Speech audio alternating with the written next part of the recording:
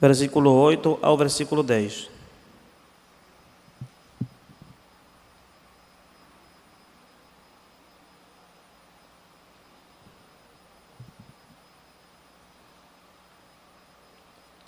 Amém. Vamos ler a palavra em nome do Senhor Jesus. Entretanto, estamos em plena confiança, preferindo deixar o corpo e habitar com o Senhor. É por isso que também nos esforçamos, quer presentes, quer ausentes, para lhe sermos agradáveis. Porque importa que todos nós compareçamos perante o tribunal de Cristo, para que cada um receba segundo o bem ou mal que tiver feito por meio do corpo. Senhor nosso Deus, somos gratos a Ti por mais uma noite no santuário, para juntos aprendermos da Tua palavra. Temos louvado o Teu nome e esperamos que o Senhor receba nossa adoração, nosso culto, como um cheiro suave diante da Sua presença. Agora chegou o momento da Tua palavra, o momento que o Senhor também fala conosco através da Tua palavra. Que seja Teu Espírito Santo nos ensinando as verdades que estão contidas nesses textos, para a glória e honra do Teu nome. Eu oro pedindo a direção do Teu Espírito Santo. Em nome de Jesus. Amém. Os irmãos podem se assentar. Então nós vamos falar hoje sobre o tribunal de Cristo. Um tema muito importante. Vamos falar sobre os juízos de Deus. Tem alguns textos que você pode também depois buscar em casa. 1 Coríntios capítulo 3, do verso 10 ao 15. A Bíblia diz que, contudo, se alguém edifica sobre o fundamento, ouro, prata, pedras preciosas, madeira, feno, palha, a obra de cada um se manifestará, pois o dia demonstrará. Romanos capítulo 14, versículo 10, diz que todos compareceremos perante o tribunal de Deus. Mateus 16, 27, diz que o Filho do Homem há de vir na glória do seu Pai com os seus anjos, e então retribuirá cada um conforme as suas obras. E Mateus 25 diz que quando o Filho do Homem voltar nas nuvens do ar, em glória, ele e todos os anjos com ele se assentará no trono da sua glória, e reunirá as nações diante dele, e separará uns à sua direita e outros à sua esquerda. Hebreus 9 também, versículo 27, diz que é necessário que o homem morra uma vez e depois o juízo. Apocalipse 20, versículo 11, também fala sobre o tribunal do grande trono branco, o juízo final. Enfim, todos esses textos e muitos outros textos da Bíblia nos falam sobre a realidade de um juízo que virá, um juízo que já está determinado no dia do Senhor, na sua volta pela sua igreja. Quando Ele aparecer nas nuvens do ar, Ele vai estabelecer um juízo sobre o mundo. Justos e injustos, de qualquer forma, serão julgados perante esse tribunal, ou por esse tribunal. Crendo ou não da existência desse juízo, todas as pessoas vão ter que comparecer a ele. Eu posso até acreditar que o sol não existe, mas todos os dias o sol vai aparecer ali. Então, eu posso até crer que não vai ter um juízo, que o homem morre e aí acabou tudo. Mas, de qualquer forma, um dia eu vou me apresentar diante de Deus e eu vou ser julgado. Então, o juízo de Deus é iminente e está às portas. Esses textos mostram essa realidade. E o texto que nós vamos trabalhar hoje vai falar especificamente, apesar de ter outros juízos, o juízo às nações, o juízo da igreja, o juízo integrante do trono branco, nós vamos focar nosso tema hoje no juízo, no tribunal de Cristo, sendo este um juízo para os salvos. Não é um juízo de condenação, é um juízo para os salvos. Então é bem de bênção que seja assim, porque nós vamos estar aí nesse juízo, se Deus permitir. Então, é um tema muito importante, o tema do tribunal. Muitas pessoas, muitos cristãos confundem o juízo do trono branco, que é o juízo final com o tribunal de Cristo, certo? O juízo ante o grande trono branco, ele é apresentado no Apocalipse capítulo 20, versículo 11. Estas pessoas que estão diante desse juízo são aquelas pessoas que não foram salvas, que não serão salvas e que estarão eternamente separados da glória de Deus. Nós, ao contrário deste grupo, estaremos em um outro tribunal que se efetuará na vinda de Jesus. Porque na sua vinda, falamos inclusive a semana passada sobre isso, ou a semana retrasada, que na vinda de Jesus, muitos que estão no pó da terra, ou seja, os mortos, ressuscitarão e se apresentarão diante de Deus. Uns para a vida eterna, que são os que morreram até o dia da volta de Jesus, e os outros que vão ressuscitar depois. Então, essa primeira ressurreição é a ressurreição dos salvos, que morreram uma vez e agora vão estar diante do tribunal de Cristo, para darem contas diante de Deus da sua vida. Salvos, já salvos, mas temos que dar conta. Não é porque somos salvos que a situação vai ficar por aí, não. Todos vamos nos apresentar diante do tribunal de Cristo. Em grego, esse tribunal é chamado de tribunal bima ou bema. Esse tribunal, ele não julga a salvação. Os que estão perante esse tribunal de Cristo já estão salvos, certo? Então, por essa parte, nós vamos preocupar, certo? Nossa salvação já foi definida na cruz. Aqui não se está definindo salvação. Até porque este é um tribunal pós-salvação. É um tribunal para galardoar, para premiar, para recompensar tudo o que nós fizermos, enquanto estivermos na terra, seja bom, seja mau. Veja que está se referindo, o apóstolo Paulo diz, seja bom ou seja mau. Porque mesmo nós sendo salvos, nós cometemos erros, nós cometemos imprudências, nós cometemos omissões.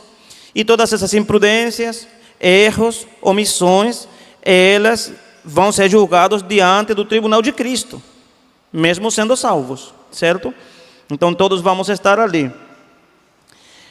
Tem algumas pessoas que dizem assim, eu não importa como eu chegue lá, não importa se eu tenho coroa ou não, o importante é estar nos céus. Eu acredito que quem fala assim não está entendendo a natureza deste juízo, porque este é um juízo de recompensa, mas é um juízo também de rendição de contas diante de Deus. É onde Deus vai chamar você e vai dizer, André, eu te dei um talento, o que fizeste com esse talento? Nós estamos julgando salvação. Ele vai chamar um dia, Joyce, eu te dei esse talento. Você fez o que com o talento que eu te dei? Você fez o que com o tempo que eu te dei? Você fez o que com as capacidades que eu te dei? Você fez o que com as oportunidades que eu te dei? Então, esse dia, nós vamos ver ele cara a cara. Então, quem fala assim, que diz, não importa se eu chego lá, eu acho que não está entendendo a natureza desse juízo, porque nós apresentaremos diante dele. E ali, nesse momento, não terá nada oculto. Todo ficará à plena luz do dia, diante de aquele que há de julgar os vivos e os mortos. Então, é importante nós termos isso presente. Porque se nós entendemos a natureza dos galardões, então vamos entender o porquê nós estamos aqui muitas vezes sentados num banco sem fazer nada para a obra e pensamos que já está tudo resolvido, certo? O tribunal de Cristo se efetuará após a vinda de Jesus, né? Jesus aparece nas nuvens do ar pela sua igreja e antes de entrarmos no processo final da salvação, que é a glorificação dos santos, nós vamos passar por esse processo de sermos julgados diante do Senhor. Ou seja, nesse momento, os que são arrebatados é evidente, né? São salvos, mas então, aí, antes de passar para a grande ceia, que Jesus anunciou, ali vamos passar primeiro diante do Senhor a prestar contas de tudo o que fizemos, seja bom, seja mau. Então, na vinda de Jesus, nós que vamos estar perante esse tribunal, vamos ser ressuscitados na primeira ressurreição e ali vamos passar por esse tribunal. Agora, é importante porque o que é que será julgado neste tribunal? O que é que será apresentado nesse tribunal, né? Quem estará ali? Eu quero resumir essa mensagem em três partes. A primeira, seremos julgados pelas coisas que Deus te mandou fazer e não fizeste. Segundo, seremos julgados pelas coisas que Deus não te mandou fazer e fizeste. E terceiro, seremos julgados pelas coisas que fizeste, que eram em prol do reino, a favor do reino, mas que não eram a vontade de Deus na tua vida. Então, vamos ser julgados basicamente por essas três coisas diante da presença dele. Primeiro, pelas coisas que Deus te mandou fazer e não fizeste. Pelas coisas que Deus não te mandou fazer e fizeste. E terceiro, pelas coisas que eram, mesmo sendo em prol do reino e a favor do reino, mas não era a vontade de Deus. E você disse, por exemplo, mas que é aquilo que é em prol do reino que não é vontade de Deus? Irmãos, tem muita coisa que nós fazemos, que julgamos boa, mas que não é a vontade de Deus para as nossas vidas. Ou seja, não é a vontade última de Deus, não é o propósito final de Deus em nossas vidas. E às vezes nos entretemos na vida cristã fazendo aquilo, pensando que isso é chamado, pensando que isso é ministério, pensando que foi para isso que Deus me chamou, quando realmente está esquecendo o verdadeiro propósito de para que ou por que Deus te chamou. Então é importante nós termos isto bem presente. Para ilustrar a primeira parte, eu quero que nós vamos lá em Mateus 25,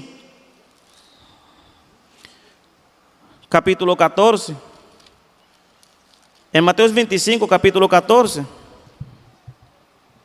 ao 30. É a parábola conhecida como a parábola dos talentos.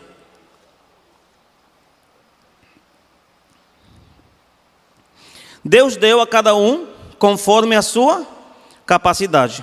5 talentos a um, 2 talentos a outro e 1 talento a outro. Foi longe e disse que voltaria, certo? Uma parábola dos talentos. Quando voltou, aquele que tinha recebido 5 talentos multiplicou, e quando o Senhor chegou a pedir contas, ele tinha multiplicado e entregou 10 talentos. O outro entregou 4, e aquele que lhe foi entregue 1 talento, uma moeda, né? Ele simplesmente não fez nada com aquele talento. Ele enterrou o talento, guardou o talento e não fez aquilo que Deus o mandou fazer. E o juízo que profere o Senhor nessa parábola é bastante forte.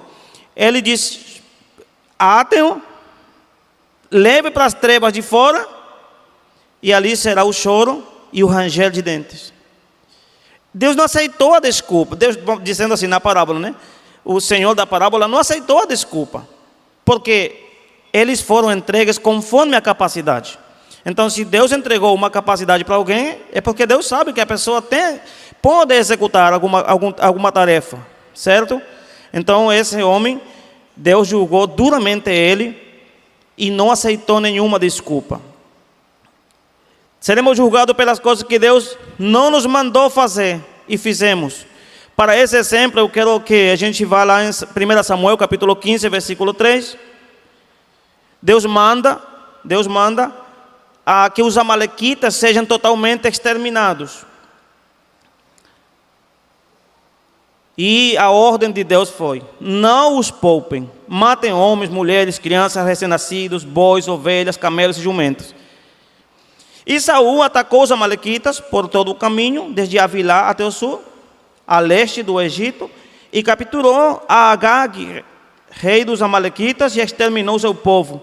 Mas Saul e o exército pouparam Agag e o melhor das ovelhas e dos bois, os bezerros gordos e os cordeiros. Mas a ordem era bem específica: matem todo e não poupem, né? Às vezes a gente ler este tipo de texto na Bíblia parece meio horrorizante, né? Mas Deus não é ser humano, irmãos. Deus é Deus, Ele está por cima do bom e do mal. Ele não é atacado por esse julgamento de que Deus mandou matar. Ele não entra nesses julgamentos. Ele está por cima dessas coisas. Ele é todo poderoso, criador de todas essas coisas. Então ele não pode de forma alguma ser medido, julgado por esse tipo de coisas. Isso seria um horror se tratasse de um ser humano. Mas Deus que está mandando, Então, isso aí, a gente não tem por que se sentir de alguma forma ameaçado com esses textos, né? Deus ele não é homem, então ele está por cima dessas coisas. Mas o que eu quero me referir aqui nesse texto é que Deus mandou a fazer uma coisa e ele não fez. Deus não mandou poupar, Deus mandou destruir. E ele fez todo o contrário. Nossas obras serão provadas, serão deixadas em evidência diante de Jesus. Os olhos, a Bíblia diz que os olhos de chama de fogo de Jesus, eles olharão para nós e olharão também para as nossas obras, porque se bem nós não somos salvos por obras, mas um salvo, ele faz boas obras, sendo isto um produto da salvação, um resultado de ser salvo. Então eu, como salvo, eu produzo boas obras. Então Deus vai me julgar pelas obras que eu fiz e que eu não fiz. Veja como é, a salvação não é por obra, mas eu vou ser julgado pelas obras, por aquilo que eu fiz ou não fiz. Porque depois de que eu sou salvo, a consequência única é produzir, irmãos. Um salvo tem como consequência única, resultado de ser salvo, produzir frutos. Frutos de justiça, frutos de louvor, frutos de lábios, frutos de arrependimento. E também produzir em relação aos talentos que são entregues para as pessoas. Então, quando nós nos apresentarmos diante dele, nossas vidas serão julgadas, mas também nossas obras vão ser julgadas. Porque tem muitas pessoas que colocaram sua esperança naquilo que fizeram. Tem pessoas que têm sua esperança no sistema de vestimenta. Tem pessoas que têm sua esperança, talvez na guarda ou não de um dia na semana. Tem pessoas que têm sua esperança em que de repente eles executam um ministério e pensam que isso é a vida de todo cristão. E às vezes são mais... Eles atendem mais ao ministério que até a própria vida deles. Então, isso são coisas que quando nós nos apresentemos diante dele, do Senhor, nossas obras vão ficar em evidência. Então ali, meus irmãos, ali muitas coisas que nós temos dado valor durante a nossa caminhada cristã, esse dia não vai ter valor nenhum. Muitas dessas obras que nós temos construído vão ser destruídas diante da presença de Deus, quando nos apresentarmos diante dele. E você pensa, mas quem que vai confiar nas obras? Tem um monte de pessoas que pensam que eles podem fazer alguma coisa por Deus amar mais ou menos eles. Tem pessoas que pensam que porque vestem de uma forma, são mais ou não aprovados por Deus. E confundem santidade com um tipo de vestuário. Confunde santidade com proibição de ornamentos, ou confunde santidade ou vida cristã com a execução de certos rituais.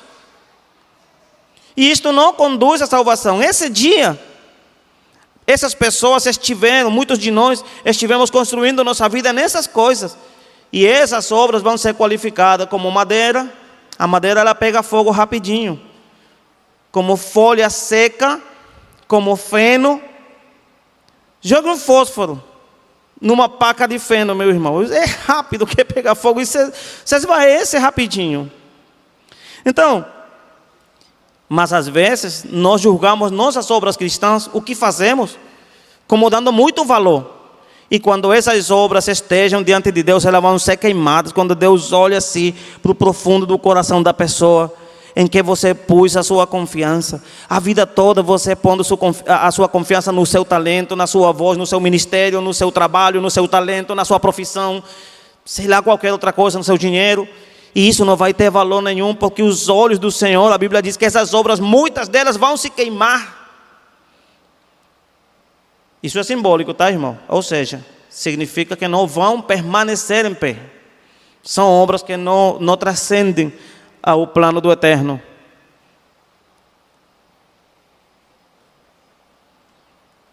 Todas nossas obras terão um valor para Deus e serão comparadas ao ouro, prata, pedras preciosas, madeira, feno, palha.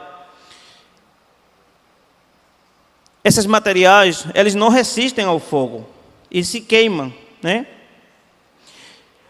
Em 1 Coríntios 13, o apóstolo Paulo fala que se ele tivesse muita fé, de tal maneira que ele trasladasse os montes para o mar, e não tenho amor, de nada me serve. Então, o apóstolo Paulo diz, eu mostro um caminho mais excelente. Então, por exemplo, se eu executei uma obra de Deus, por muita excelência que eu imprima nessa obra que eu faço para Deus, porque às vezes somos assim, somos tão criteriosos que imprimimos tanta perfeição, mas isso que eu estou executando não está cheio de amor, não está cheio de devoção, não está cheio de entrega, não está cheio de profundidade, não está cheio de relacionamento. É porque eu aprendi a fazer bem, eu aprendi a fazer de forma correta. Ah, mas eu faço com excelência. Sim, mas se ela não está cheia de amor, de devoção, ela vai ser queimada diante da presença de Deus, ou seja, não vai permanecer. Muitas dessas nossas obras que fazemos, elas não vão permanecer, porque elas não têm devoção, elas não têm profundidade, elas não têm oração, elas não têm vida íntima diante de Deus, e então nós vamos sofrer vergonha e perda diante de Deus, porque às vezes confiamos muito nas coisas que nós fazemos, e essas coisas, muitas delas não vão permanecer o dia do tribunal de Cristo. Eu já ouvi pessoas dizendo, para mim o morrer é Cristo e o viver é lucro. Já escutou isso? O apóstolo Paulo dizia, né? Mas olha lá a vida do apóstolo Paulo, irmão. Um homem incansável na obra. Mas tem pessoas que não têm feito nem a metade e já querem falar assim, para mim o viver é Cristo e o morrer é lucro. Como se fosse alguma coisa. Mas deixa eu lhe dizer, tem muitas pessoas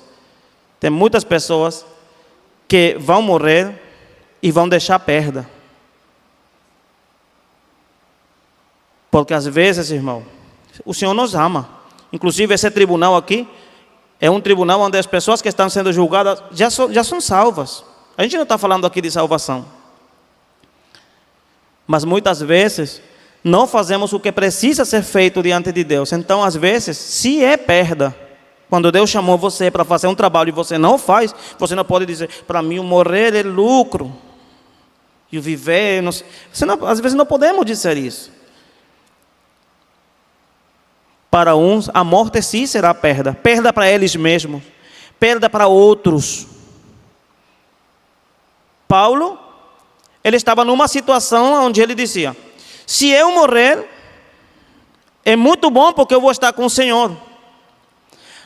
Mas se ficar aqui na terra, em vida, isso vai de alguma forma redundar no crescimento da obra, eu prefiro ficar. Veja como Paulo está sacrificando, né? Porque eu quero estar com o Senhor agora, fechar meus olhos e estar com o Senhor. Mas Paulo sabia que ele era um elemento importante na obra de Deus. Não é que Deus, se o apóstolo Paulo não iria fazer nada, mas Deus iria fazer com o apóstolo Paulo aquilo que o apóstolo Paulo foi destinado a ser feito. Então não é questão de que tu sejas indispensável, que assim não funciona. É que Deus te chamou e te preparou para um propósito. Outros podem talvez fazer bem ou melhor que tu, mas Deus te chamou com esse propósito. Então quando o apóstolo Paulo ele dizia, se é para eu ficar, e isso vai servir para que a obra funcione, então eu fico. Mas de preferência eu prefiro estar com o Senhor, que é muitíssimo melhor. Ele dizia assim, o apóstolo Paulo. Mas era um homem, irmão, que era incansável na obra do Senhor. Ele sabia que se ele morrer antes de tempo, o apóstolo Paulo ia ser uma perda para a igreja do momento. Porque Deus tinha preparado ele para um trabalho. Então se Deus te preparou para um trabalho, e tu não fazes esse trabalho, tua morte, fora de tempo, pode ser uma perda para a igreja, sim. Pode ser uma perda para a igreja. Porque Deus te preparou para isso. E diante desse tribunal, muitos nos apresentaremos. Muitas vezes cheios de argumentos. Sim, vamos ter muitos argumentos. Porque nesse tribunal, vamos estar diante de Deus. E vamos apresentar muitas excusas. Senhor, por quê? O Senhor sabe que eu não fiz isso por aquilo, por outro. Mas nada disso vai ter valor. Nada disso vai ter valor diante dele. As obras comparadas com feno, madeira e palha são aquelas obras feitas com intenções erradas. Intenções que não glorificam a Deus. Intenções para alimentar o ego. Eu fiz uma coisa boa para a obra, visível, todo mundo está vendo isso, mas a intenção que está por trás, eu fiz aquela obra para que todo mundo olhasse para mim, eu fiz aquela obra para me mostrar, eu fiz aquela obra para aparecer.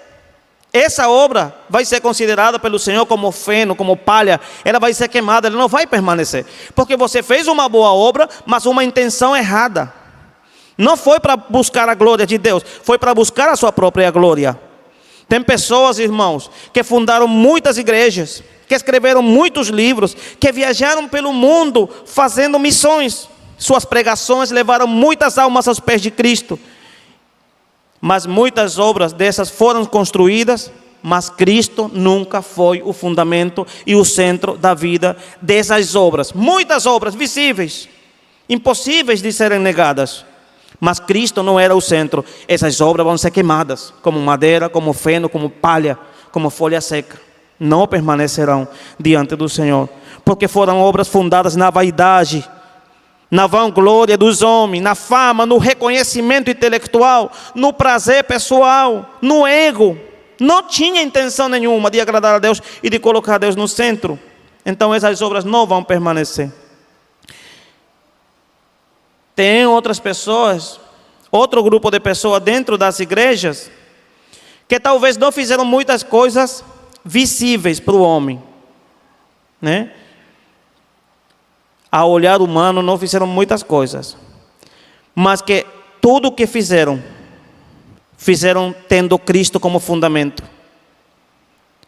Era tudo para a exaltação de Cristo. Varria o templo para a exaltação de Cristo, abria a janela para a exaltação de Cristo. Quando estava todo bonito, eles estavam detrás dos bastidores para a glória de Cristo. Essas obras muitas pessoas não veem, mas para os olhos de Deus, essas obras eram para colocar Cristo no centro. Eram esforços humanos que ninguém contemplou, que ninguém reconheceu. Eram pessoas fiéis a Deus, que nunca foram reconhecidas pelo homem, que foram escanteados, eram somente colocados para tapar buracos na igreja. E isso vai acontecer. E um dia, meus irmãos, Deus vai chamar esses homens e mulheres e vai dizer: bem, bom servo e fiel. Sobre pouco foste fiel, sobre muito eu te porei. Entra no gozo do teu Senhor. Porque tem aqueles que aparecem, mas aos olhos de Deus suas obras não prestam. E tem aqueles que muitas vezes não são visíveis aos nossos olhos, mas todas as coisas que essas pessoas fizeram, e muitos deles, irmãos, saíram deste mundo sem nenhuma glória, sem glória dos homens. Mas quando chegam na presença de Deus, essas pessoas não sofrerão perdas. Essas pessoas serão chamadas para estar na presença de Deus e receber galardões, porque no final tudo o que importa é agradar aquele que deu a sua vida por nós. Se você tem um talento visível, faça para a glória de Deus.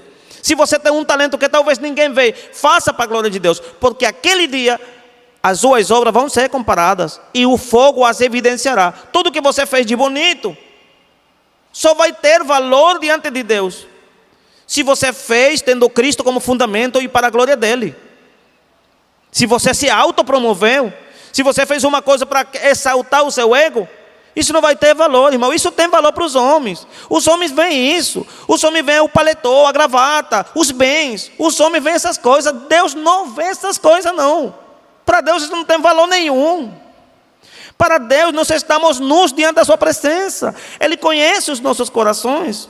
Essas coisas só têm valor para o homem, que o homem julga. E o homem contempla as pessoas pelo que as pessoas são, ou têm, ou deixam de ter, pelos talentos. O homem é assim. Nós somos constantemente qualificados pela forma de vestir, pela forma de andar, pela forma de falar, pelos bens que você tem ou não tem. E inclusive até dentro da igreja isso acontece. Isso não é mentira, irmão. A gente não vai tampar o sol com uma peneira. Somos seres humanos, essas coisas infelizmente existem. Mas Deus não é assim, não. Ele olha para o profundo do coração.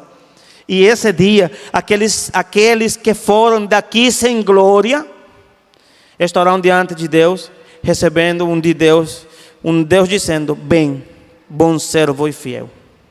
Olha, irmão, são as palavras as únicas palavras que eu quero escutar na minha vida naquele momento.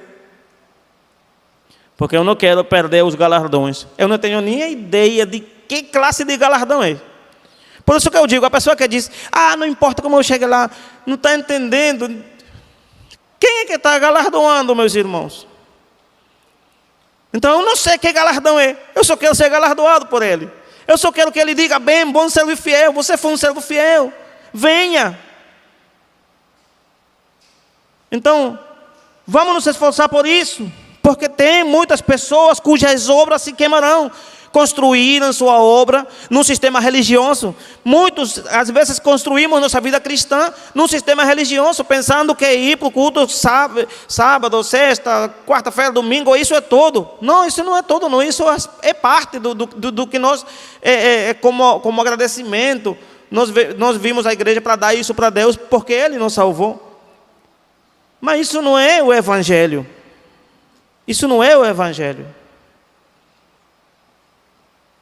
Tem muitos que amaram mais o ministério que Deus. Tem muitos que amaram mais as formas que Deus. Tem muitos que têm construído sua vida sobre alicerces banais.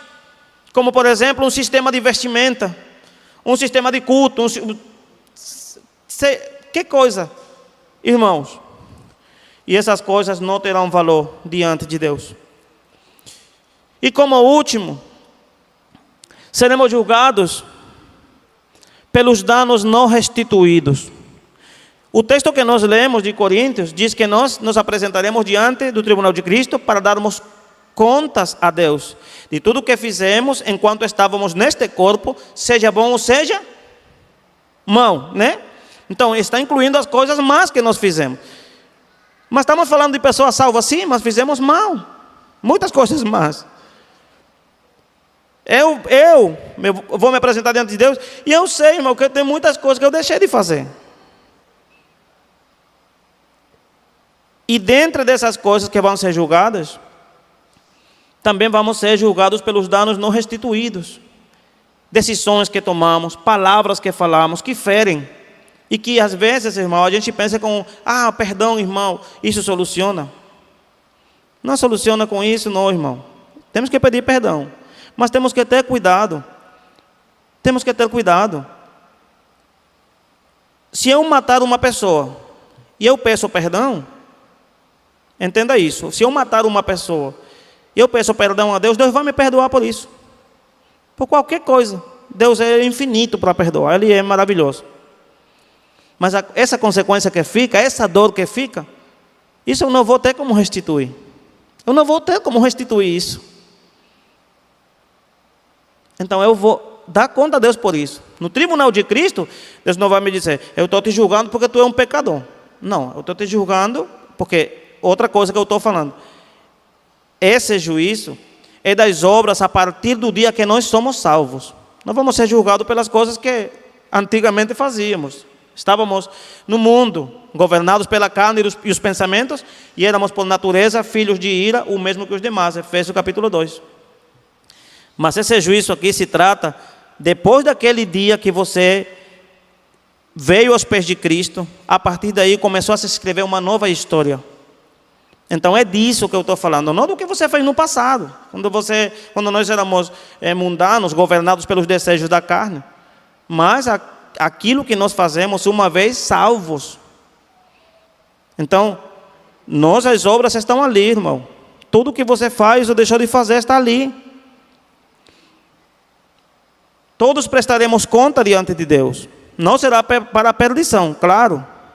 Mas vamos ter que dar contas.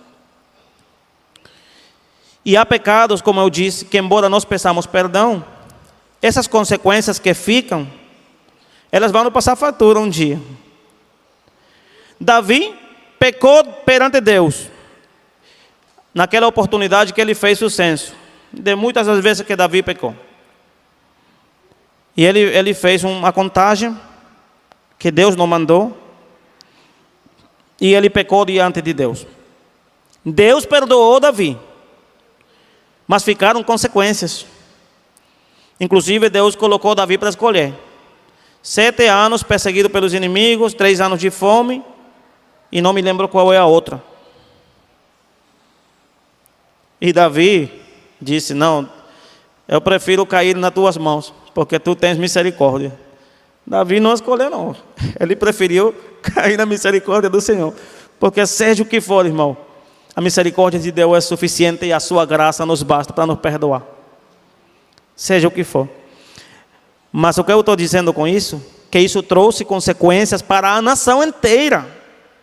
Às vezes nós pensamos: essa é minha vida, os erros que eu cometo só vai me atingir a mim. Não, se você é pai, os seus erros atingem teu filho, salpicam tua mulher, salpicam teus filhos, salpicam todo mundo ao redor. Se você é ministro da palavra, todo o que você faz, desde fazer, vai salpicar todo mundo. Então, quando nós fazemos isso, levamos muitas pessoas pela frente. Muitas pessoas. Davi era, no caso, o príncipe de Israel, né? Era o rei para o momento. E uma decisão dele colocou o povo em apuros. O povo passou por problemas. Quando Davi cometeu outro pecado, que foi quando ele tomou Batsebe, né, por mulher, ele fez uma série de pecados e mandou matar o capitão, né, lá do exército. E isso trouxe consequências para o povo. Então, irmãos, Deus perdoou Davi? Perdoou, ao ponto de chamá-lo um homem conforme ao coração de Deus. Perdoou. Mas e as consequências que o povo pagou? Porque, embora Deus te perdoe, tem pecados, tem situações que você não vai poder restituir. Então, nesse dia do tribunal, você não vai perder a sua salvação por isso, mas você vai ser chamado. Vem aqui, vamos dar conta. O que foi que aconteceu? Por que você fez a sua mulher chorar? Por que você fez seu esposo chorar? Por que você fez seus filhos chorar? Por que você cometeu esse erro? Deus vai pedir conta disso, irmão. São os danos não restituídos. E eu creio que eu já contei aqui o testemunho de um pregador, que ele inclusive pregou na nossa igreja, lá na Venezuela, e era um homem que ele vivia na delinquência. Aí um professor chamou ele, trouxe para a casa dele, deu estudo, deu tudo, ele se formou todinho, e esse homem saía todos os dias para trabalhar, e uma noite que chegou, ele já tinha na casa desse homem um rapaz jovem, e quando chegou um dia para a casa dele, ele viu a mulher dele com esse rapaz, depois que ele deu todas as oportunidades. E ele, assim que ele viu a situação, a cena, ele só saiu, e quando saiu, cego, né, daquela situação que aconteceu, um carro atropelou ele. Ele ficou em cadeira de rodas, a cabeça não se movia, inclusive tinha que colocar uma almofada, e ele só ficou com muitos problemas, babando em cadeira de rodas. Os filhos desse homem não queriam de forma alguma ver José Briceño, é o nome dele. E um dia ele disse: eu preciso falar com essa família. Deus restituiu, perdoou, fez dele um grande pregador, um mestre da palavra, como hoje em dia faltam muitos, um homem de Deus mesmo. Não temos como negar a transformação que Deus fez nesse homem. E com o tempo ele tentou se aproximar dessa família. E um dia ele encontrou um filho deles no supermercado. Passaram-se muitos anos. E ele disse: esse é o momento. Aí ele foi. E chegou ali até o final e disse: eu quero falar contigo. Aí o filho desse homem que ficou em cadeira de rodas, ele disse: eu não tenho nada a falar contigo. Não, mas eu preciso falar contigo. Aí ele falou assim: se isso te faz sentir melhor, fale. Aí o pregador, né, já um homem novo, restituído, com família, um ministério, sabendo que Deus tinha perdoado, ele não tinha dúvida alguma do que Deus tinha perdoado, né? Do que era um homem de Deus. E esse menino disse: se para ti eu te perdoar vai te trazer tranquilidade, eu te perdoo. Receba meu perdão, tudo bem. Mas devolva-me meu pai. Me devolva meu pai. Que eu cresci praticamente com um pai secando a baba dele, porque meu pai só mexia os olhos. Me devolva meu pai. Meu pai A gente levava para o parque, para a gente brincar no parque, e meu pai com uma almofada aqui, com uma cadeira que estava imobilizada, e eu quis que meu pai me levantasse, jogar com meu pai, jogar bola com meu pai, e nunca pude. Então me devolva meu pai, devolva-me esse pai, eu te perdoo, tudo bem, mas me devolva meu pai. Isso quebrou ele tudinho, ele pediu perdão, ele sabe que Deus perdoou, irmão. Isso é claro, a gente sabe disso. Mas esse é um dano não restituído por ele. Então nós temos que ter cuidado com as decisões que nós tomamos, com as coisas que nós fazemos. Porque esses danos não restituídos, nós vamos dar conta a Deus. Claro, como eu lhe digo, esse é o tribunal de Cristo. É um tribunal de salvação, é claro. Mas não significa isso que não vamos dar conta a Deus. Nós vamos dar conta a Deus por todo aquilo que Ele nos entregou. Nós vamos dar conta a Deus pelo mau uso do tempo no reino de Deus. O que nós fazemos com o nosso tempo? O que nós fazemos com os talentos, com os dons que Deus nos deu, com as capacidades, com as potencialidades que Deus nos deu? Buscamos excusas para não servir a Deus? Colocamos desculpas sempre para não voltar para Deus? Quando somos convocados para o trabalho de Deus, sempre colocamos desculpas. Nós vamos ser julgados. Sabe por quê? Porque se Deus sabe que você tem uma capacidade, Ele vai dar um talento a você conforme a sua capacidade. Então Ele sabe que você pode executar esse trabalho. E nós gostamos muito de dizer isso que o apóstolo Paulo dizia. Para mim o morrer é Cristo, o viver é Cristo e morrer é lucro. Mas meus irmãos, nós temos talentos que muitas vezes não queremos passar para os outros. Não queremos formar outras pessoas. Como se a obra fosse nossa. Nós vamos dar conta a Deus pelos talentos que Ele nos entregou, pelos ministérios que Ele nos entregou, pelas capacidades que Ele nos entregou, para nós executarmos. E Ele, esse dia, não vai valer desculpa. Não tem desculpa que valha diante da presença de Deus. Atendamos ao chamado de Deus, porque o juízo começa pela casa do Senhor. Imagine a severidade. Irmão, imagine a severidade desse juízo com nós que somos salvos, quando nos apresentemos diante dele. Aonde ficará o ímpio e o pecador diante dessa realidade? Se nós como filhos somos julgados, seremos julgados severamente por Deus. Isso não é brincadeira. Imagine o ímpio, aquele que se nega a servir a Deus. Imagine, só imagine. O que acontece com as pessoas que não entregam sua vida a Jesus? Como é que eles serão julgados? Irmãos, é uma realidade. Todos seremos julgados. E vou repetir, seremos julgados pelas coisas que Deus nos mandou fazer e não fizemos, pelas coisas que Ele não nos mandou fazer e fizemos. Senhor, que eu levantei muitas igrejas, escrevi muitos livros, fundei muito isso, fiz o outro. E eu te mandei fazer isso? Era isso minha vontade? Eu fui glorificado naquilo que você fez na vida toda? Ou você fez isso para a sua glória, para alimentar o seu ego? Seremos julgados pelo uso do tempo, pelas capacidades e ministérios que Ele nos entregou. E outra coisa, não vamos cair